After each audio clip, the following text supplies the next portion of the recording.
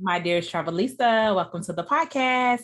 I'm your host, Tyra Andre, and we're going to talk about Greece. Greece is our third trip in our 57-day journey across the world. So let's talk about Greece a little bit. So we got to Greece after we left Venice.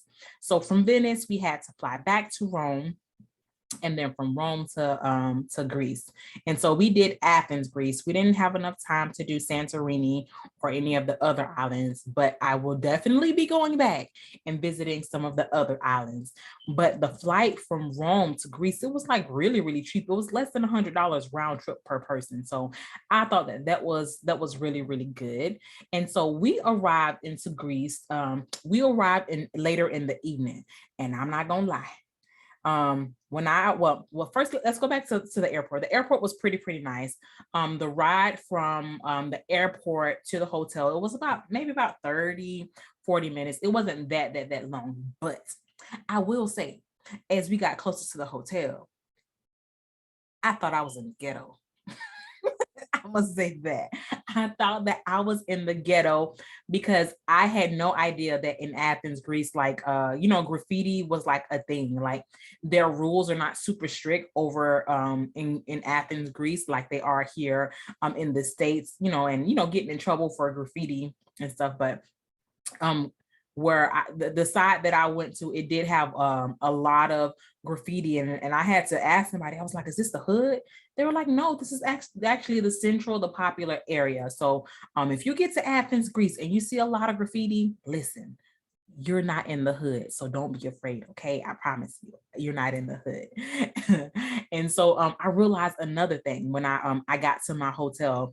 I booked, it was a fairly new hotel, and I've actually never stayed at this brand before, but I realized when I checked in that I'm hotel bougie, and I didn't realize that, you guys. Like, I had to check in at the bar. I checked in at the bar area, and it's a good price. It's a Marriott brand. I'm not gonna say the name of it, but it's a Marriott property. But to me, it felt more like a party atmosphere, and so it probably was for more of the younger crowds. I wouldn't say I'm gonna say the name.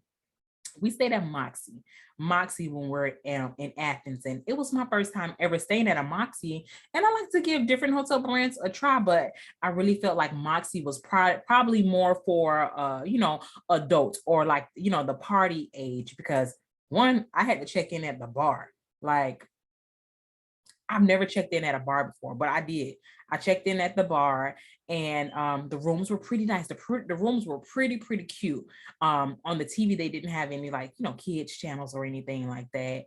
And so my daughter complained about that. But I mean, you don't know until you know. So I guess I'm hotel bougie, and I guess I know where not to stay at, because I won't be staying at another, Moxie property, because I got certain requirements, like not checking in at the bar. So if checking in at the bar doesn't bother you guys, and having like a party atmosphere doesn't bother you guys, for the people that are traveling with kids, and by all means. But the hotel, the staff, everybody was really nice. Everybody was nice, but I don't know.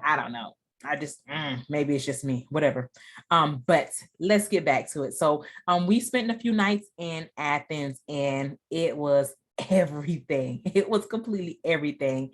And so on the first day, what we did on the first day, we did a food tour of Athens. And when I tell you, oh, it was everything. That food tour was everything. The guide was amazing. And one thing, like, the food, the food in Greece was delicious. I cannot wait to go back to taste some of this food, because the flavors were different.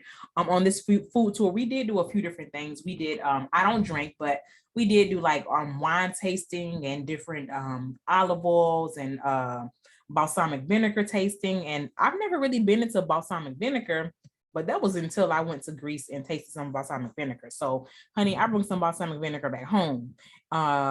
So whenever we have like oil and bread, I got my balsamic vinegar that I'm gonna be bringing out. Okay. So the tour was really nice. And while we were on the tour, we did it was like a kids area. We found this really cute kids shop, and it was called Alice and Cook. Alice Oh, it reminded me of Alice in Wonderland, but the name of it was called Little Cook, like Kook. Super, super cute. All of the staff, they're dressed like Alice in Wonderland characters. It was so, so, so cute. So when we do go back, we are going to spend a little bit more time at the Little Cook restaurant. It's like a whole part of the neighborhood, like they have blocked off. It looks like there's multiple restaurants, but it was super, super cute. But we did a full day tour, and on the very next day we did a tour of the Acropolis. Oh my gosh, you guys, the Acropolis is absolutely beautiful. It is beautiful, but I will say you got to kind of be in shape just a little bit, because honey, I was not ready. I was not ready for the Acropolis at all. Like, it was some hills, it was some walking. And if you're going to the Acropolis, I highly, highly, highly, highly recommend wearing some non-slip shoes. Nobody on our tour fell. However, we got a few of oh my gosh, a few of I almost hit the ground, So make sure you're wearing some non-slip shoes if you're going to Acropolis, because it's made out of marble. Acropolis is definitely made out of marble, and it is not forgivable, honey. Like, if you are not paying attention, and God forbid it be wet or has rained or somebody done waste some water, you might hit the ground, or somebody may hit the ground, and but I will say that the views out there in Acropolis, oh my gosh, it was so beautiful to learn about the history of the Acropolis and to see all of the structures that are still standing out there in Acropolis.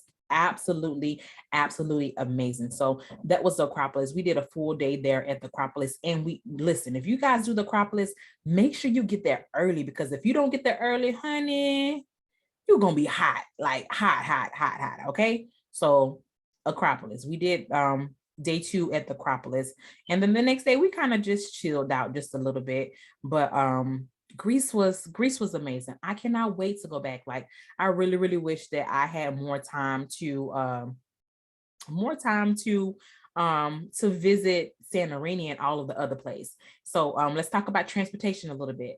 In Greece, they do have Uber. So that was one thing that I really did appreciate about Greece, is that they had transportation. So I didn't really have to worry about how to get around and stuff. And the taxi drivers, they seem pretty nice too. So they have another app too, I believe, in Greece. I forget the name of it, but they had Uber, and it was another one, another option that they were giving us at the airport. I forget the name. If I find it, I'll post it. But Greece was everything that it was meant to be. And I'm so lucky and so blessed that I had a chance to visit Greece, even if we did only visit just Athens. Athens was completely amazing. And as I said before, I'm definitely going back. If I go back, I'm going to definitely go through Athens, and then I'll go over to Santorini. But definitely, it is definitely worth visiting. Definitely. So let me see, any pointers for Greece? No, Greece, I felt super safe while I was there in Greece.